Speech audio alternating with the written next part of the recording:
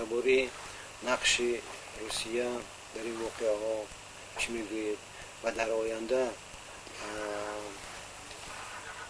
مناسبت نیروهای مردمی در روسیه به خلق روس در چی میبینید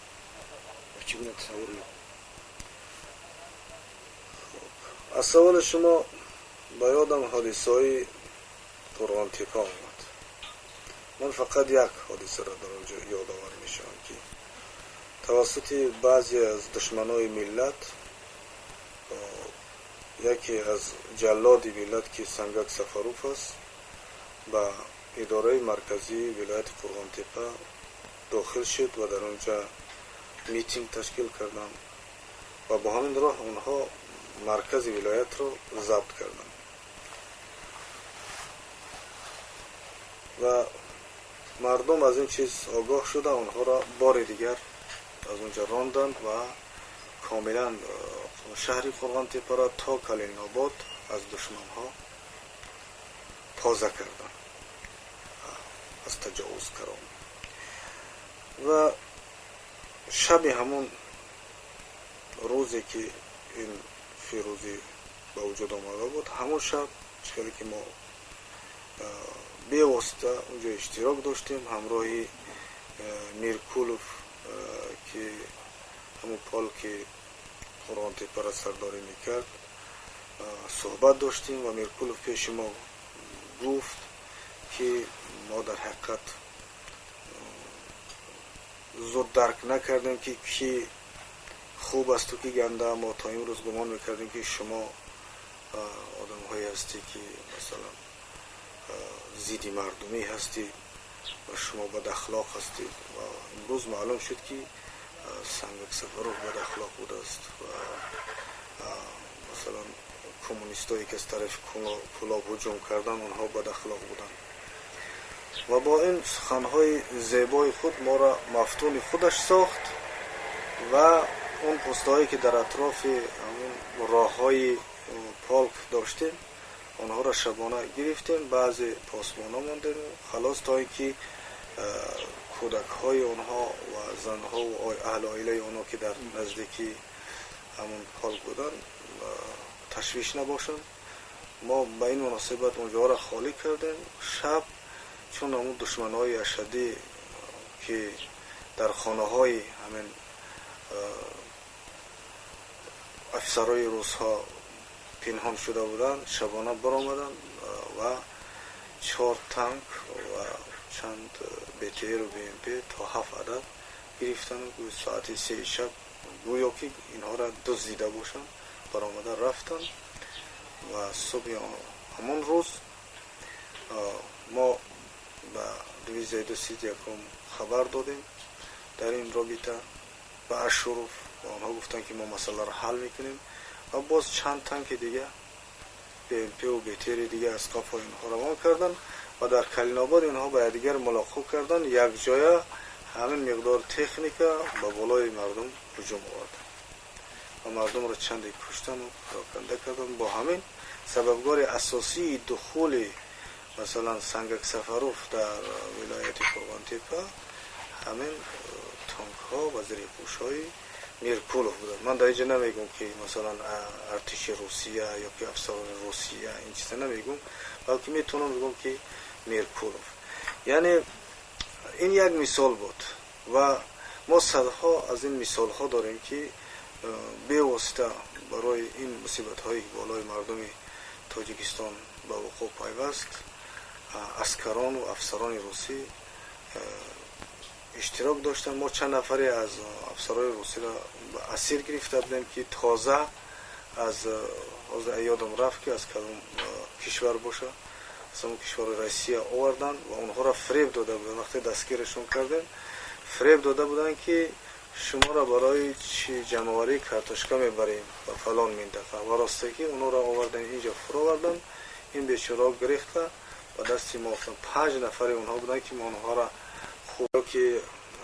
عسکرها و افسران روس در این مصیبت هایی که بالای تاجیکستان آمد،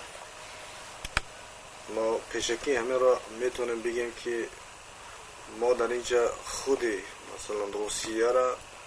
عیبدار نمی کنیم. بلکه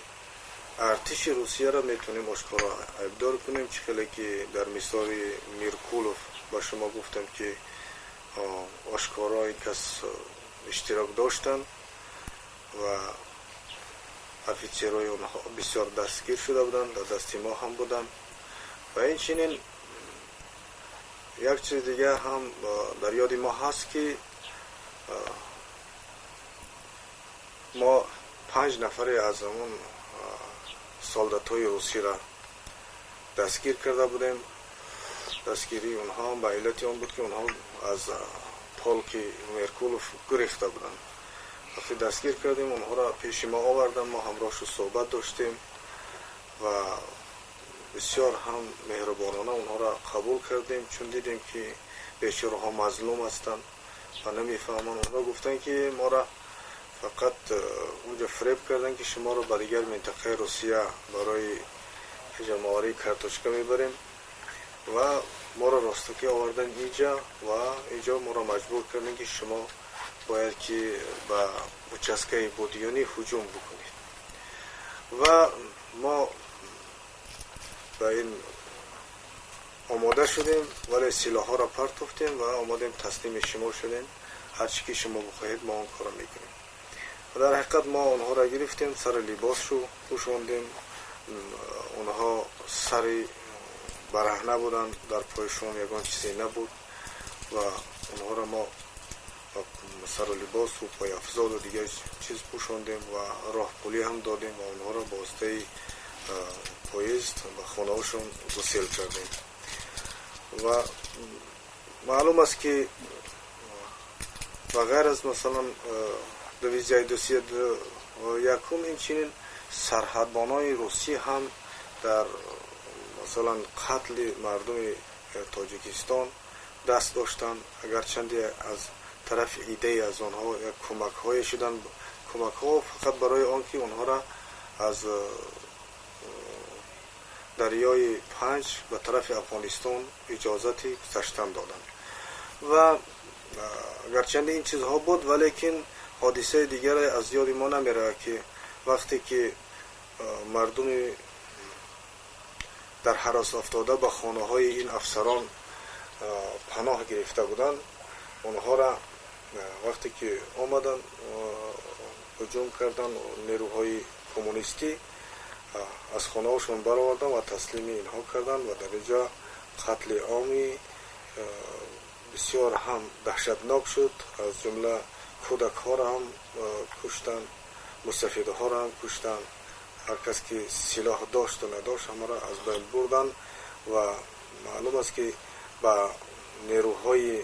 سنگکی اجازه دادن تا اینکه اونها داخل همان سیم های خاردار و اون زون های ممنوع است در اونجا داخل شوند و مردم را که در بالای دریا قصدی گذاشتن به طرف افغانستان داشتن اونها را در بالای آب زدن. هزارها کودک و زن و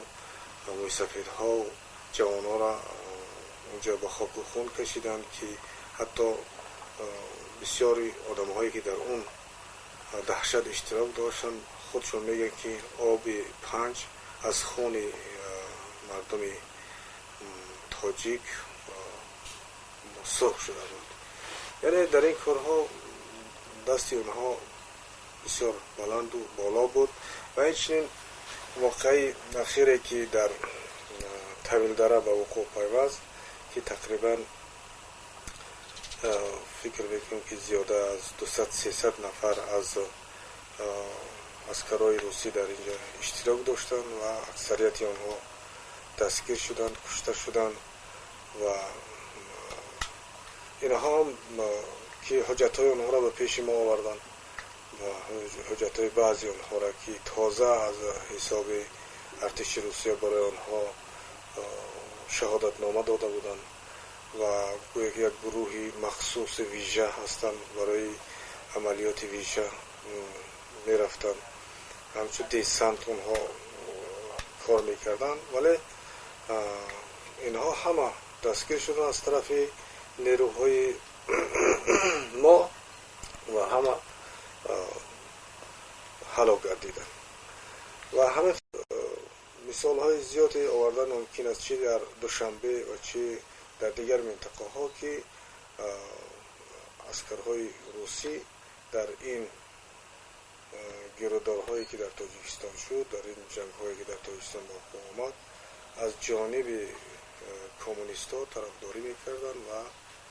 ҳаракатҳои мардумиро пахш мекарданд.